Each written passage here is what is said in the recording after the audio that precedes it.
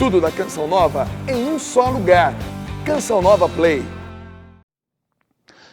Santo Agostinho clamou: tarde te amei, ó beleza tão antiga e tão nova. Tarde te amei. Estavas dentro de mim e eu estava fora. E aí te procurava. Estavas comigo e eu não estava contigo. Mas tu me chamaste, clamaste e rompeste a minha surdez. Brilhaste e resplandeceste e curaste a minha cegueira. Apesar de quem somos, de como viemos neste mundo ou de como as pessoas nos olham, há em nós coisas de grande beleza que só se percebem no encontro com Deus. Tal foi o caso de Santo Agostinho. Tal também é o caso de Paulo César, que vamos encontrar hoje.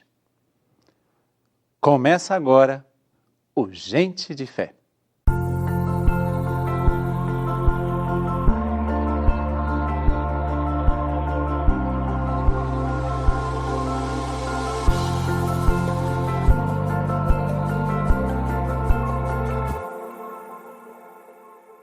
E é o Gente de Fé que traz para nós sempre as experiências de fé de um povo. Nós não acreditamos num Deus cistercense, esse Deus que faz assim grandes shows. Deus é o Deus, nosso Deus é o Deus que se manifesta na brisa suave. E muitas vezes nos nãos da vida, muitas vezes nos silêncios da vida, mas é um Deus que caminha conosco. Não é um Deus apenas que faz, mas é um Deus que está sempre conosco. E hoje eu tenho a alegria não só de receber o meu convidado, mas também porque o meu convidado é o meu irmão de comunidade. Paulo César, bem-vindo, Paulo. Obrigado, padre. É uma alegria estar aqui hoje para partilhar um pouco da minha experiência de fé, né, da minha caminhada de vida, até onde eu estou, desde a minha concepção até aqui. Muito bem. E como eu disse que você é meu irmão, não só em Cristo, mas também é irmão porque é membro da comunidade Canção Nova. Me fala um pouquinho, até mesmo antes de nós entrarmos na sua história, vamos inverter a coisa, né? Vamos colocar um pouco agora. Quanto tempo de comunidade? Você é padre? Você o que é? Porque às vezes a pessoa pensa, é um membro consagrado numa comunidade, ou é um religioso, então é padre ou é irmão. É isso mesmo? Não.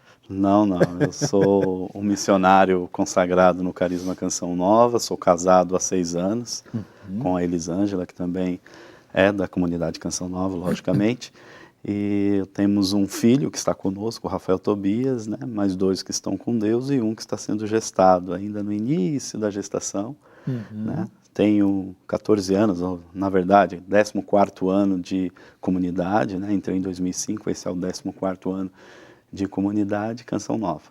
Porque isso também é possível. Hoje, há um tempo atrás, não existia esse tipo de consagração, vamos dizer assim, né? As instituições religiosas não tinham espaço para as famílias, né? Para os casais, para os filhos, mas hoje a realidade das novas comunidades tem. E a comunidade Canção Nova é uma delas. Exatamente. É isso? É uma riqueza, né? Que no nosso tempo a gente ter essa experiência e poder testemunhar, porque o nosso chamado é esse, né? Até o Monsenhor Jonas vai nos dizer que tudo é por causa da missão, né? Se nós nos consagramos é por causa da missão, se nós estamos agora, nesse momento, é por causa da missão, se no caso do padre, ordenou por causa da missão, no meu caso, estou casado, tendo filhos, no Carisma Canção Nova, por causa da missão, para testemunhar para esse povo que é possível ser família santa, ser uma família de acordo com os moldes e os projetos de Deus. Então, essa é a minha experiência, é o que eu vivo hoje no Carisma Canção Nova e busco testemunhar, ser família. Muito bem. Mas você tem uma história. Sim. Né? Como um dia eu fui no encontro de casais com o Marcos e a Renata. A Renata é aquela que na TV Canção Nova apresenta o Manhã Viva, né? Que está apresentando. A Renata, e nós fomos um encontro de casais em Arapiraca, né, que é no interior das Alagoas, E lá eles me fizeram uma coisa muito interessante. Me fizeram, não, fizeram uma coisa muito interessante. Cada um, na hora da sua pregação, entrou com uma mochila. E na mochila, a dinâmica era mostrar que quando eles casaram, cada um trouxe a sua mochila, trouxe a sua história, trouxe as suas marcas, como você também trouxe. E são essas marcas, ou essa mochila, que hoje você vai nos apresentar um pouco, todas elas, né, digamos assim, permeadas pela graça, pela manifestação, pela presença de Deus. Mas como é que começaram então tudo isso? Como é que você foi colocando dentro da mochila da sua vida todas as experiências? Onde que começou e como começou tudo isso? Padre, até quero começar um pouco contando dos meus pais, né? Os meus pais, os dois são do interior da Bahia, né? Do sul da Bahia, mas já interior. E a minha mãe, ela teve uma história muito conturbada, né? Com a mãe principalmente, né? Ela sabe muito pouco porque ela foi criada pela madrinha de batismo. Né? O meu avô saía para trabalhar na roça, como era na época, ali no interior da Bahia, e a minha avó, mãe da minha mãe, ficava com a minha mãe. E ela batia muito na minha mãe, criancinha, de 2 anos ali, engateando ainda, muitas vezes, e ela chutava. E quando meu avô chegava em casa, via essa história. Meu avô, com medo de a minha avó matar a minha mãe, né, ali criancinha ainda, ele levou para a madrinha, né, para que ela cuidasse, tentando poupar a vida da minha mãe ali. Né? Já o meu pai não, meu pai já teve uma experiência mais tranquila nesse sentido, né? Porque ele vem de uma família mais estruturada, tanto o meu avô, embora meu avô era um homem muito rígido, mas era um homem de um coração enorme, já falecido, né? A minha avó, esposa desse meu avô, né? A minha avó paterna, é uma mulher de muita fé, né? Devo muito a ela, chego lá já, né? E ela sempre impregnou esses valores, né, na família, né, e de fato no meu pai também, né. Então essa é um pouco da realidade. Meus pais, eles se conheceram, embora os dois são da Bahia, né, são de cidades diferentes, eles se conheceram em São Paulo, né, na cidade de São Bernardo do Campo, né, de onde eu nasci também. E eles tiveram um relacionamento, namoraram, né, e dentro desse relacionamento acabou concebendo o Paulo César. E como era de uma realidade fora do casamento, né, houve aquela realidade de vai casar ou não vai. E de certa forma minha mãe não queria casar com meu pai, né? Ela vai me contando um pouco essa história. Né, eles, na época, quando descobriu a gravidez, eles estavam vivendo um período no relacionamento muito atribulado, né, muito conturbado. E ali minha mãe queria terminar o namoro. E aí chegou o Paulo César e falou, e agora? Né? E na época hoje em dia as pessoas não têm mais, né, esse mesmo sentimento. Né? Mas na época a mulher que aparecia grávida e ela não tinha um pai para assumir, né? Quem é o pai dessa criança? Então era uma situação, uma pressão muito grande. Minha mãe, ela tinha por volta de 21 anos, e muito nova, e já vinha com uma estrutura de vida muito conturbada, né? Toda uma história marcada, então ela não tinha muita estrutura, tanto que ela veio para São Paulo com uma mulher para trabalhar na casa dessa mulher, então ela não tinha família. Ela não veio com a família dela. Não, né? Ela não veio com a família, veio para trabalhar, né? Com essa pessoa que era conhecida, enfim. E ela, né, queria ir até para o Mato Grosso, que tinha um dos irmãos de criação que moravam lá, né? Quase eu fiquei matogrossense, né? E ela, num certo momento, se acertou com o meu pai, talvez até pela circunstância, né? Né? Tanto que o casamento deles foi um casamento muito conturbado, hoje eles são separados. E vamos lá, casar. Casaram, participei do casamento. Né? Deixa eu dizer assim, então, o casamento aconteceu por causa da situação de gravidez. Sim. Não era, como você foi dizendo, que a sua mãe aos poucos foi relatando, que ela não tinha nem ainda uma segurança em relação ao seu pai. Exatamente. Então, por uma questão social, vamos dizer assim, né? A sociedade, até então, forçaria a situação. Exatamente. Né? Mas aqui é sempre bom também deixar muito claro que para prevenção de situações como esta, por isso que a igreja, ela não é alguém apenas que determina de forma ditatorial que não se deve ter relação sexual antes do casamento, justamente para que não se tenha situações como essas, né? De uma gravidez inesperada, ou até mesmo de ter que assumir um compromisso sem ter a segurança toda na outra pessoa, enfim, né? Hoje, como sempre, a igreja sempre foi muito criticada, mas se nós formos olhar os exemplos, né, a gente vai ver que a igreja é mãe e está além, muito além da nossa vida. E por isso que ela aconselha, bom, é melhor que não. Conheça a primeira pessoa, tenha segurança com a pessoa, para depois se entregar já dentro de um compromisso selado, sacramentalmente falando, né? Então, eu só quis deixar claro porque foi justamente isso. E nem por isso você foi uma pessoa que é fruto de um pecado, né? Vamos dizer assim, que muitas vezes nós podemos dizer que você foi fruto de um pecado. Não, não foi. Deus não vai se vingar, porque Deus não se vinga de ninguém, mas Deus não vai se vingar dos seus pais em você. Né? Você nasceu nesse contexto, nessa situação, e tanto que hoje você é um consagrado a Deus dentro de uma comunidade religiosa. Exatamente. Mas então, aí sua mãe, menina, moça, né, 20 e poucos anos, casou com o pai, mas antes de casar, ela pensou em alguma outra alternativa? Sim. Quando ela soube, né, ela, nessa situação, a primeira ideia é, ou eu assumo o casamento e a criança, ou eu me livro dessa situação, onde ela queria terminar o namoro, né, e ela pensou em abortar. Então aí já vem o sentimento, né, de rejeição, né? Não quero essa criança, né? Embora a criança ainda está no ventre, né, ainda talvez um embrião, um pequeno embrião, mas ali já é uma vida, assim nós acreditamos, e ali absorve a vida num todo. Mas aquela criança ela não está ouvindo, ela absorve todo o sentimento que está no coração da mãe, da mesma forma como o alimento da gestante, né, ela vai se alimentando para alimentar o bebê, da mesma forma, os seus sentimentos também passam. E ela chegou a tomar medicamentos, né, para isso.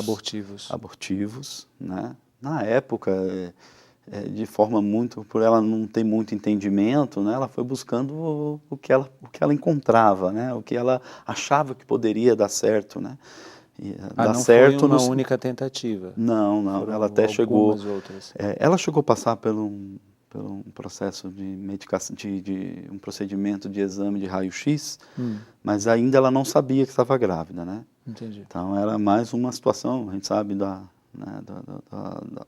perigo que há, né, para uma gestante, o raio-x, a mais naquela época, quase 40 anos atrás, né? Enfim. Então, dentro disso, ela teve esse sentimento, ela quis, ao ponto que, quando ela acertou com o meu pai, então ela decidiu, vamos assumir, vou casar, não tem outro jeito, não abortei, então eu vou casar e vou viver essa experiência, né? Eu vou viver o casamento e ter essa família. Aqui entra o ponto também do outro extremo, né? Que é você chegar para uma decisão trágica. É um problema,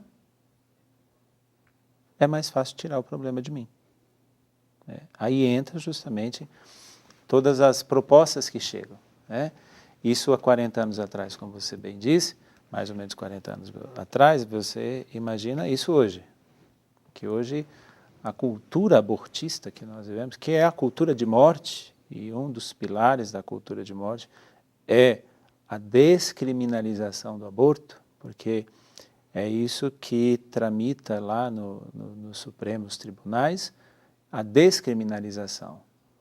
Sua mãe estava descobrindo ali ela descobriu que você estava no ventre dela com pouco tempo de gestação. Então, o que querem fazer é algo que era crime, não é mais crime, ou seja, por isso que o termo jurídico, inclusive, é esse, descriminalização do aborto, e transformar ali o aborto numa situação possível até um determinado momento, como se só fosse vida quando chega a um determinado momento.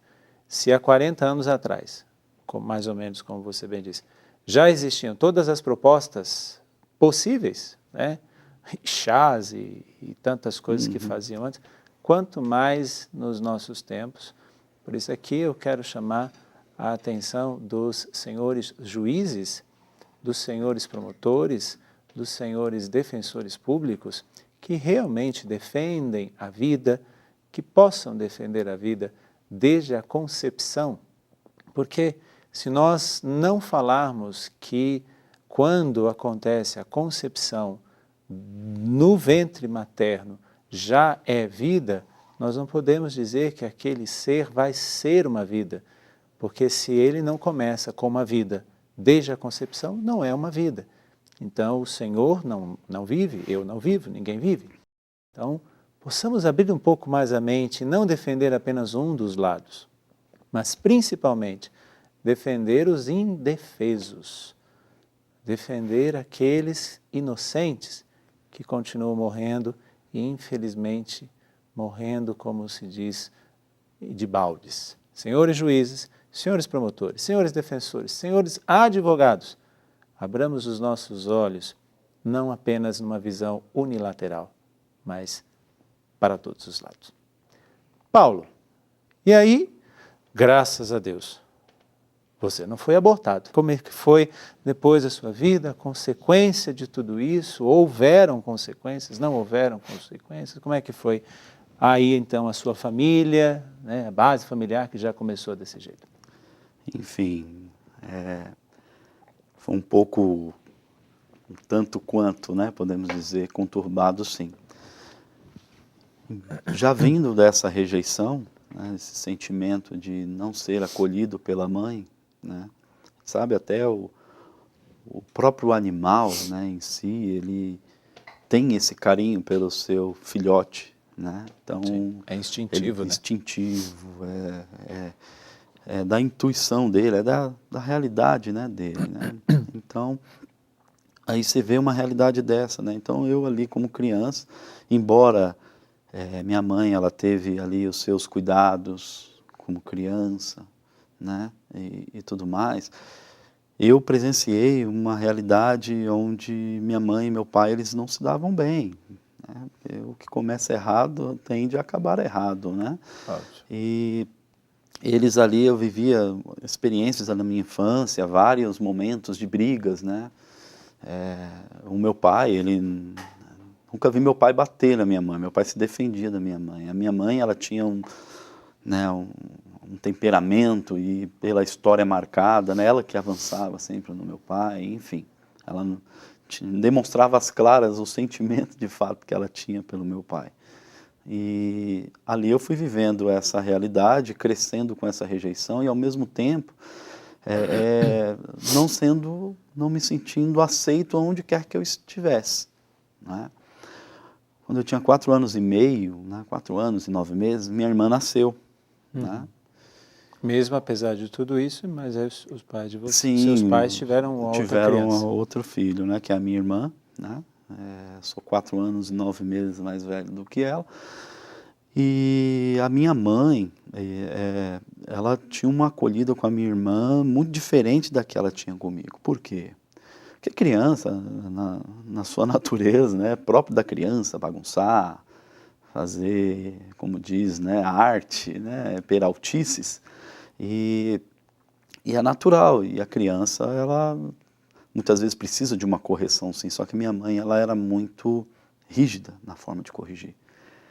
Ela não sabia punir, né, ali com uma palmada, com uma chinelada, ela acabava batendo de forma a ponto de espancar. Isso eu com poucos anos, 5, 6 anos, né, que eu me recordo já, e até anos a fio à frente, ao ponto de eu ter o sentimento de morte, eu vou morrer agora. Né? Eu me lembrava muito que ela batia com a minha cabeça contra o chão, o que ela tinha na mão ela tirava. Né? Uma vez, um pouco mais à frente, eu tinha uns 12 para 13 anos, ela me bateu com um ferro de passar roupa, aquele ferro preto, né? Aquele antigo, pesado, né? Teve um corte profundo, enfim. Já com a minha irmã, eu não via isso. Então minha irmã veio e minha mãe sempre demonstrou um carinho muito grande por ser menina. Sim. Então eu vejo que a realidade, além de eu ser fruto de uma realidade onde ela não aceitava o meu pai, então ela associava muito a situação, né? Eu penso que seja isso, ela associava muito a situação de ter casado com meu pai à minha pessoa. Então a culpa é sua, né? Eu só vivo e estou vivendo porque você apareceu. Você surgiu. Você escolheu, você Exatamente. Falou, agora eu quero nascer, né? Isso Tudo mesmo. Você teve direito de escolha. Enfim, já porque com a minha irmã era diferente. Minha irmã não viveu nada do que eu vivi. Uhum. E já criança eu percebi essa diferença. Diferença no tratamento, no acolhimento, na forma de dar amor. E isso que já vinha sendo rejeitado desde o ventre. Então isso era como que, né, um rasgo que se abria, né, ainda mais. E eu gosto de dizer sempre que, quando eu vou falar da minha história, que eu me sentia muito o patinho feio, né, daquela história, né, que era o patinho que não se sentia situado com os outros. Né? Ele se sentia diferente e inferior aos outros. Então, assim que eu me sentia também. Né? Então, tanto na vida escolar como na vida familiar com os parentes, né? Nós fomos muito próximos dos parentes, né? Por parte do meu pai. Então, meus tios me chamavam por apelido. Eu tinha, na época, né, estrabismo, né? Que é o olho torto, né? Então, era o vesguinho. Muitas vezes, por eu ser muito retraído, me achavam que eu era um deficiente, ao ponto dos meus pais me levarem até para um psicólogo e o psicólogo diagnosticar que eu tinha um déficit mesmo, né? De atraso. Né? Olha, que eu lembro que era os 9, 10 anos, que eu tinha 9, 10 anos, mas com uma realidade cognitiva de 4 para 5 anos, não é?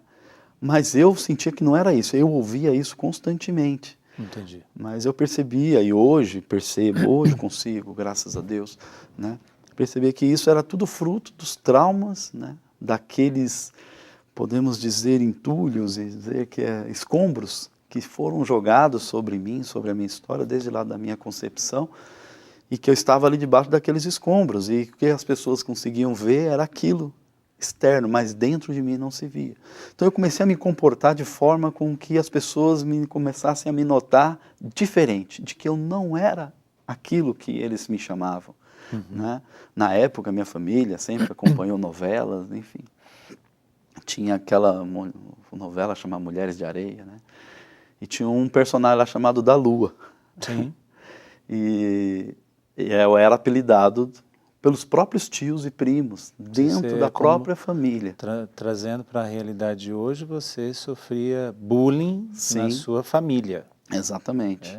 A palavra hoje, digamos assim, para esse tipo de comportamento é bullying. Né? Exatamente. Então, uma criança retraída, com estrabismo, né? Então ele olhava e falava, é um louco, né? É doido, né? Ou tinha aquele déficit, né? Pelos traumas que estavam sobre mim. Então, as pessoas olhavam, né? E de forma muito especial os meus familiares, então, imitava, fazia a voz do personagem, né? Quando eu chegava. Então, isso era mais a abertura do rasgo. Então, eu queria mostrar sempre, não sou isso. Ao ponto de eu me comportar quem eu não era. Né? Eu queria mostrar, tem hora que eu queria pular como criança, que eu queria viver as coisas próprias de crianças, e eu não fazia porque eles vão achar que eu sou louco, né? Porque era isso que diziam de mim, era isso que me apontavam. Então essa realidade de bullying, né? Que na época eu não tinha esse conceito, né? Não tinha esse conhecimento, mas era o que eu vivia. então isso foi, e na escola eu vivi a mesma experiência, mas na minha família a realidade foi mais intensa, né? Porque eram as pessoas que eu amava, eram as pessoas do meu sangue, né? De onde eu saí, do meu convívio, então isso machucava mais do que propriamente na escola, quando eu vivi essa experiência.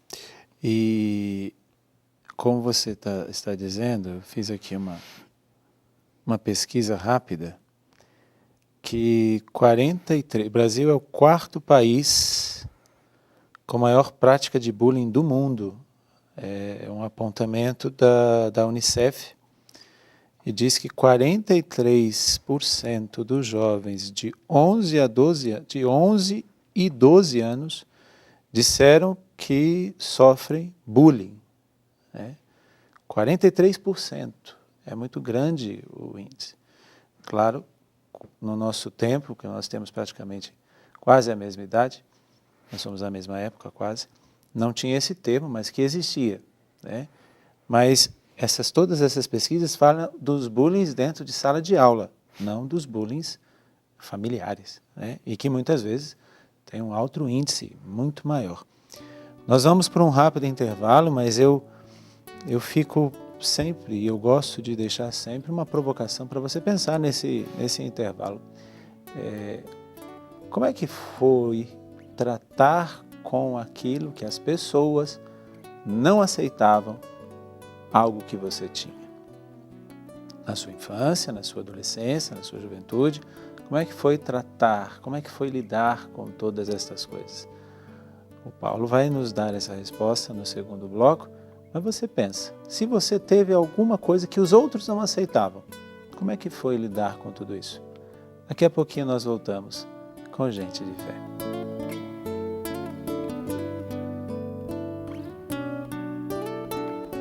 É muito bom saber que você está aí, e é muito bom também saber se você respondeu a minha pergunta feita no finalzinho do primeiro bloco, onde hoje estamos ouvindo um pouquinho da história do Paulo César, que está aqui na nossa sala de estar, e a pergunta que eu fiz a você, e é a pergunta que eu também faço a ele, é como que nós vamos lidando com as situações da não aceitação das pessoas, seja por uma situação física, como você disse, do estrabismo, mas por uma situação também psicológica, né, como você também foi dizendo, por causa de um certo déficit de atenção, é isso? Mas também por aquilo que a própria sociedade muitas vezes nos coloca, pelo jeito de ser, pelo jeito de andar, mas são coisas que infelizmente nós sofremos. Mas aí vai como eu lido com cada uma dessas coisas.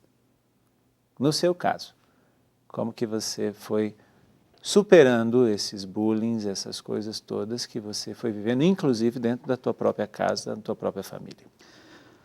Antes mesmo da própria, como podemos dizer, né, vitória sobre essas realidades, foram as consequências que ela ainda trouxeram, né? Porque Sim. ela vinha em cadeia, como eu dizia, o rasgo abria cada vez mais. Então, quando eu cheguei na minha juventude, já continua aquela retração, né? Aquela coisa que é normal, natural na juventude. O jovem, ele se abre, né? Está na puberdade, aquela questão, quero namorar, enfim. E eu tinha todo um receio. Às vezes a moça estava lá dando maior bola para poder namorar e eu não me sentia seguro, né? De ir lá e dizer, não, ela não deve, é confusão, é coisa da minha cabeça, né? Ela não está ali querendo alguma coisa, né? Ela não está aqui próximo de mim, apenas uma amizade, não quer, né? E de certa forma, Deus se utilizou disso também, né? Até mesmo de uma tragédia, Deus faz, né, de uma catástrofe nascer flores, né? Então, Deus se utilizou disso porque Ele me poupou nessa realidade, porque talvez poderia ter perdido a minha virgindade, graças a Deus eu casei virgem, né? Graças a Deus, né? E dentro dessa realidade na juventude, né, eu acabei vivendo algumas buscas, né, refúgios diante desse rasgo, dessa carência, desse buraco que eu me encontrava, né? Eu sempre queria me reafirmar em algum lugar, né, em alguma posição, me encontrar, né, já que eu não era, né, encontrado no ambiente familiar, né, no ambiente escolar, enfim. Foi quando minha família gosta muito de futebol, né, sempre gostou muito, né, herdo essa realidade, gosto de futebol até hoje, mas na época eu tinha um primo que ia muito para estádio de futebol, era da Gaviões da Fiel, né, a torcida do Corinthians, e eu fui atrás, né, eu tinha uma certa semelhança física com esse primo, né, alguns traços, e diferente de mim, que era o patinho feio, o Priola tinha traços, ele era o galã, né, então as meninas gostavam, né, ele podia escolher a menina que ele queria, né, então, e alguém fala, eles têm a voz parecida, eles têm alguns traços parecidos, ele só era um pouco mais claro que eu, né, porque meu pai é gêmeos com o pai dele, né, então talvez alguma coisa na genética assim. E eu queria ser como ele, então, gostando de futebol, a família, meu pai, o pai desse meu primo, sempre também gostou de futebol, então eu queria seguir os passos, né? Então é um meio de se afirmar, né? Diante daquilo, não no que eu sou, mas imitando ao outro, né? Que já tinha a sua afirmação, né? A sua posição. E com isso eu ingressei para estádio de futebol e ali eu fui me encontrando, né? Por quê? Porque no estádio de futebol, quando você faz parte de uma torcida organizada, né? Até uma certa vez eu apareci no Fantástico lá, né? Uma reportagem de brigas de torcidas organizadas, né? Eu estava naquele meio, mostrou lá nitidamente a pessoa do Paulo César lá brigando com a outra torcida, né? E ali eu ficava na briga, muitas vezes com aquele sentimento de, não, aquele sentimento mesmo, vai acontecer alguma coisa ruim, né? É um perigo, Mas eu ficava, porque eu tinha que ficar para mostrar para as pessoas de que eu era forte, de que eu estava ali para representar aquela torcida, ao ponto de que quando aquela briga acabava, né, eu era o ponta firme, né? O Paulo César é ponta firme. É o cara. Não foge de briga, vai para frente, vai para cima, não tem medo. E isso ia fazendo dentro de mim o quê? Aqui é o meu lugar. Aqui eu fui, né, então fui me preenchendo, vamos dizer assim, né? Sim. Mas preenchendo com coisas que não eram positivas. Ou seja, você saía de um extremo ao outro. Exatamente. Né? Você saía de uma não afirmação para uma autoafirmação, porém uma autoafirmação, digamos, um pouco violenta, né? Bem violenta, né? Recentemente já apanhei de polícia. Graças a Deus, em meio a toda essa situação, já pegou pedras de raspão, um pedaço de pau, né? Já apanhei da polícia, mas de outro torcedor, assim, né? Dá aquele soco, chute, mas nunca teve nenhum ferimento, vou dizer, grave, né? Até nisso Deus foi me poupando, eu vejo a mão de Deus nessa situação. E com isso eu ia buscando me encontrar. Não só nisso, mas também no âmbito sexual. Né? Como eu tinha aquela retração, né, eu buscava uma satisfação, porque essa autoafirmação no estádio de futebol ele não era suficiente, porque não era a minha realidade, não dizia de mim, né? Era uma busca para compensar outra realidade. E nisso eu ainda me sentia ainda, né, distante de mim mesmo. E buscava compensar isso. Eu vivi muito a realidade da masturbação, era muito intensa, né? Era todos os dias e várias vezes por dia, né? E foi uma das grandes lutas que eu encontrei, né, para poder esperar depois da minha transformação na fé, né, da minha conversão, embora a conversão seja diária, mas do meu encontro pessoal com Jesus, né? E tudo isso em virtude das realidades em que eu fui vivendo e que eu buscava uma compensação. Né? Dentro disso, você disse aí num determinado momento sobre a sua avó. Quem é essa mulher na sua vida?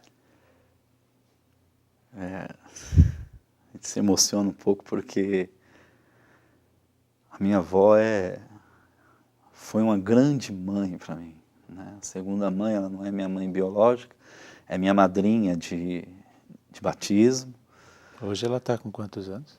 90 anos, né? 90 Fez agora em dezembro 90 anos, fizemos até uma festa, a família toda, uma linda homenagem. Ela é muito querida por todos, não só na família, como na vizinhança. E uma mulher que sempre demonstrou fé. Nessas épocas em que eu ia para estádio de futebol, né, eu não trabalhava. Por quê? Porque a realidade era mesmo buscar, o meu lugar era estádio de futebol, ir para a quadra dos Gaviões da Fiel, comprar roupa da Gaviões da Fiel, muitas vezes sem dinheiro, ir para o jogo de futebol, pedir dinheiro na porta do estádio para poder entrar, né? As pessoas iam comprar ingresso, né? Não é como hoje que você vai na internet, as pessoas compravam ingresso na hora do espetáculo, né? E ali eu ficava, ajuda a assistir o Coringão, né? Me ajuda aí a assistir. E ali eu lembro que várias vezes eu saía de casa, né? Eu vivi um bom tempo da minha vida com a minha avó, né? Principalmente por causa da escola, meus pais preferiam, eles trabalhavam fora, então preferiam ficar numa escola próximo da casa da minha avó, então eu acabava morando com ela, e os finais de semana eu ia para a casa dos meus pais. Eu ia para o estádio de futebol e ela dizia, meu filho, vamos para a igreja. Vamos para a igreja. Eu falei, não, vó, vou ver o Coringão. Né? E meu avô também, muito fanático pelo Corinthians. Não, Zira, né? Alzira o nome dela, chamava ela de Zira. Não, Zira, deixa o menino, vai lá e traz a vitória. Né? Meu avô pensava diferente. E quantas vezes eu não via minha avó, ela ouvia muito a Melissa da Imaculada, lá no ABC, muito forte, ali rezando o terço. Né? E aí ela dizia, meu filho, eu estou rezando por você, um dia você vai para a igreja. Você vai para a igreja comigo. Então, minha avó, ela foi uma grande mãe, cuidou muito de mim. Eu louvo a Deus pela vida dela. Ela foi essencial na minha história, né? Por isso que me emociona um pouco, né? Falar dela. E a dona Elzira também, Alzira, né? Alzira. A dona Alzira também, ela quis fazer parte deste momento porque, uma vez que ela fez tão bem na sua vida e fez a parte dela na sua vida, ela quis falar com você agora também. Só que ela gravou um áudio. Então, vamos ouvir o que ela vai dizer para você. Olha, eu vou falar sobre Paulo César.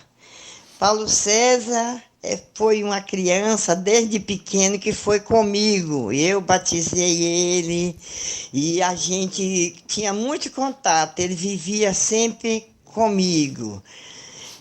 Eu aconselhava só para o bem. Graças a Deus, meu filho, hoje, ele é uma pessoa muito boa. Quando ele morava aqui comigo, quase todos os dias, ele dizia assim, eu hoje vou assistir o jogo lá de São Paulo. E ia. Ele gostava demais, todo dia ele queria ir. Aí teve um dia que eu chamei ele, Paulo César, vem aqui. Aí ele chegou e disse, e sentou, eu falei para ele, meu filho, você está pensando que futebol é vida? Não é. A vida a gente tem que buscar na igreja, porque a gente aprende essas coisas que o Senhor quer que nós vivem. Então você parou e começou a ir na comunidade, né? Então lá você aprendeu muito bem, graças a Deus. Você escrevia muito. Tinha um livro bem grande, cheio de coisas da igreja que você copiava, né? Então, quando foi um dia, você chegou e disse assim, vó, a senhora sabe para onde que eu vou agora?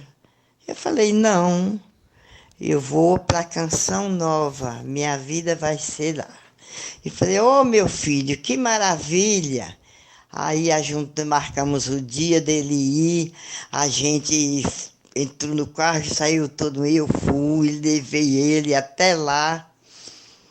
E a gente tinha muito contato. Graças a Deus, meu filho é uma pessoa muito boa. O Paulo César é um menino muito bom. Graças a Deus. Ele ouviu muito o conselho que eu disse para ele.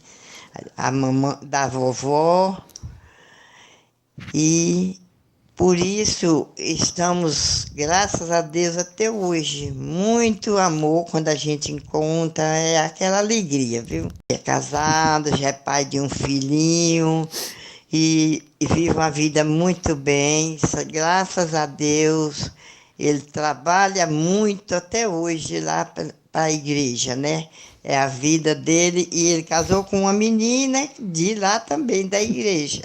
Graças a Deus, a vida dele já foi bem escolhida, graças a Deus.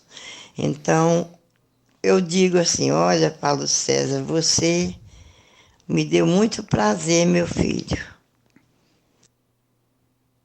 Muito bem.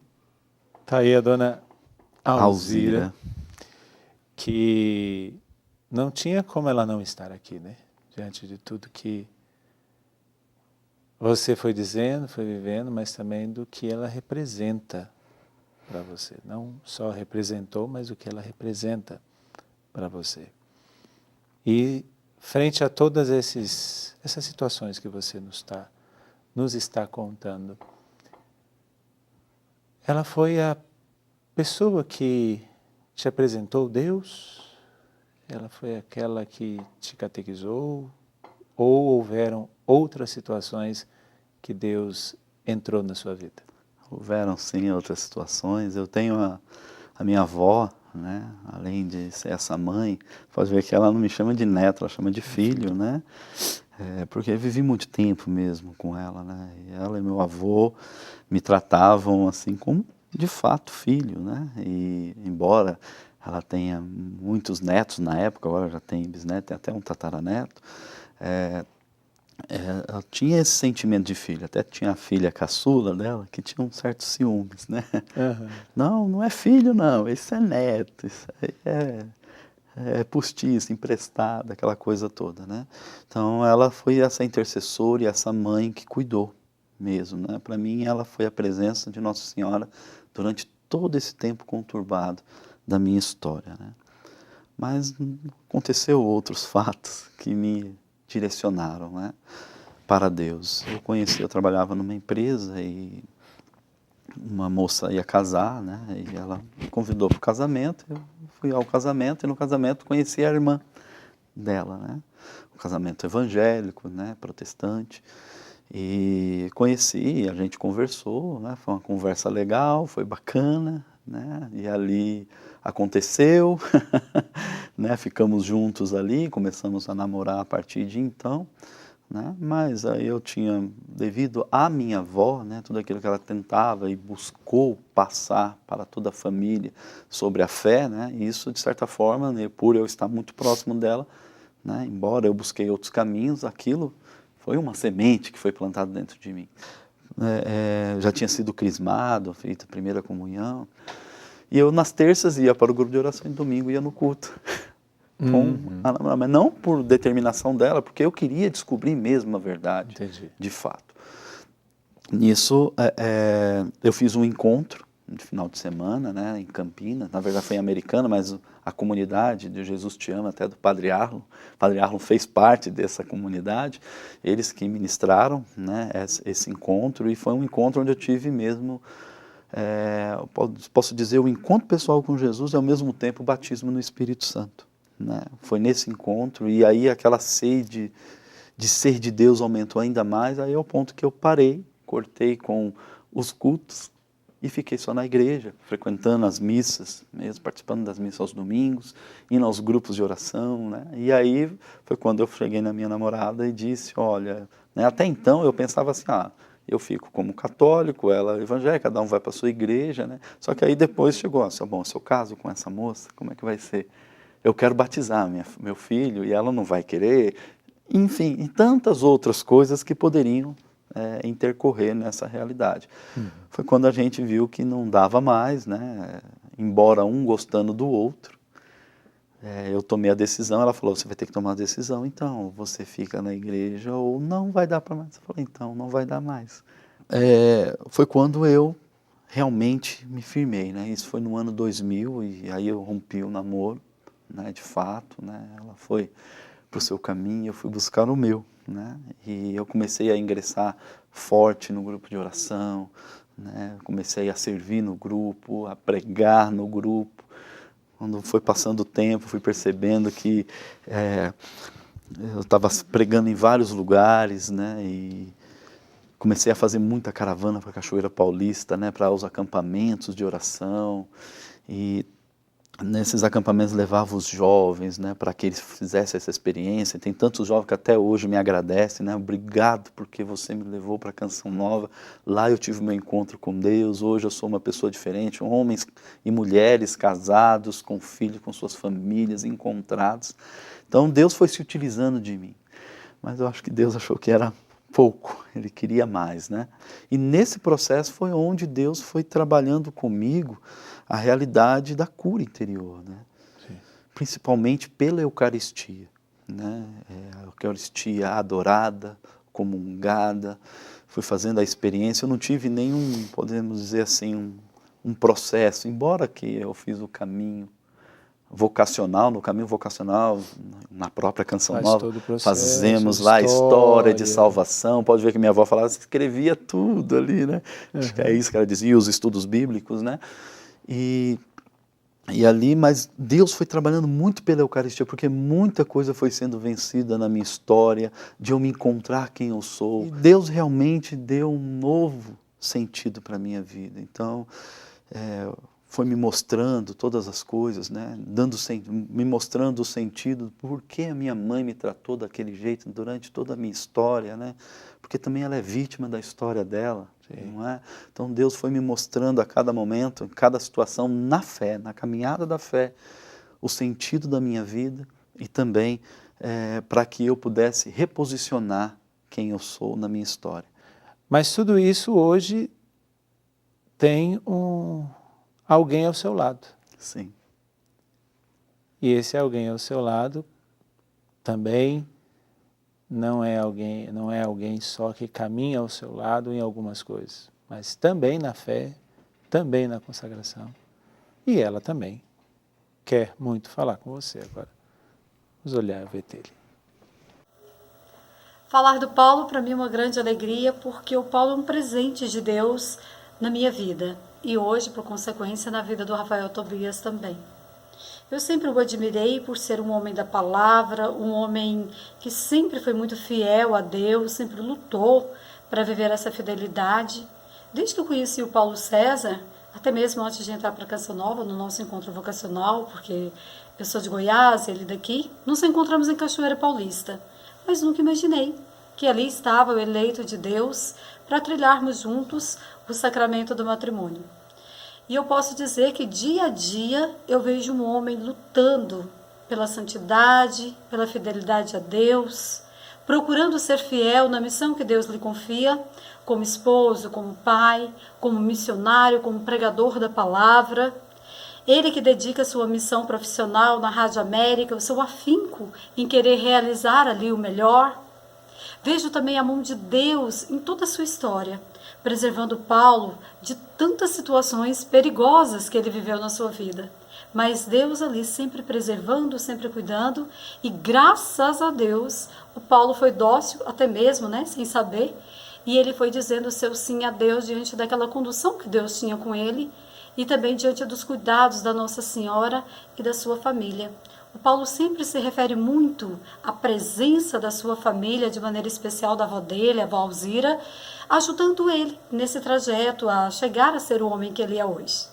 E eu posso dizer que Deus não poderia ter feito uma escolha melhor. O relacionamento a dois é sempre um desafio, mas graças a Deus, o Paulo tem sido um homem que busca viver conforme a vontade de Deus. Isso nos ajuda a cada dia mais construirmos o nosso lar, a nossa família, buscando ser uma família segundo o coração de Deus.